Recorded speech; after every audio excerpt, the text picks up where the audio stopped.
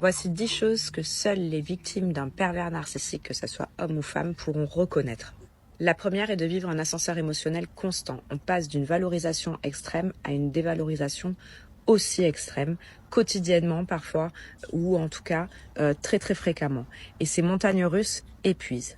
La deuxième chose, c'est de se retrouver isolé. Le pervers narcissique va isoler ses victimes. Donc ce sentiment de solitude où on ne sait plus vers qui se retourner. On avait de la famille, mais on nous a isolés de notre famille. On avait des amis, on nous a isolés de nos amis. Donc on ne sait plus vers quelle porte frapper. On a peur de faire un retour, on a peur d'être rejeté par les personnes qu'on avait avant autour de nous. Donc on ressent un isolement et une solitude extrême.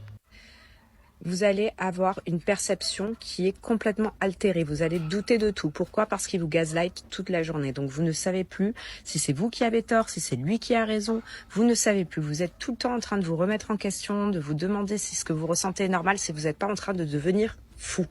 Et paradoxalement, vous allez avoir une sensation qui est la réelle sensation d'être manipulé toute la journée. Vous avez au fond de vous une petite voix qui vous dit « mais j'ai l'impression qu'à chaque mot, à chaque parole, il me manipule ».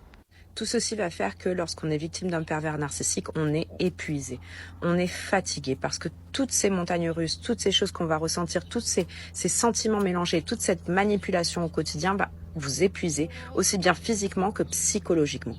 À force de vivre toutes ces critiques constantes, à force d'être dévalorisé au quotidien, vous allez perdre votre confiance en vous. Vous allez vous retrouver à excuser des comportements de cette personne qui sont inexcusables. Vous allez presque le défendre pour essayer de ne pas vous rendre compte de ce que vous êtes en train de vivre. Vous allez vous retrouver à vivre dans l'illusion d'un nouveau départ parce qu'à chaque crise, à chaque fois, il va revenir en vous disant que il va changer, que ça va se passer différemment et vous allez essayer de vous raccrocher à ces petites branches et à chaque fois, vous allez vivre dans un espoir qui sera toujours anéanti. Et c'est terrible parce que ça fait souffrir. Et la chose aussi que les personnes qui vivent avec un pervers narcissique connaissent le mieux, c'est la difficulté de partir. Il est très difficile de partir lorsqu'on a une relation avec un pervers narcissique, justement à cause de ses hauts et ses bas. Difficulté de partir parce que vous êtes manipulé et contrôlé au maximum. Alors sachez une chose, c'est que même si vous avez l'impression qu'il n'y a pas de porte, qu'il n'y a pas d'issue, il y en a une. Beaucoup de personnes, après des années, arrivent à se rendre compte de cette situation et arrivent à en sortir.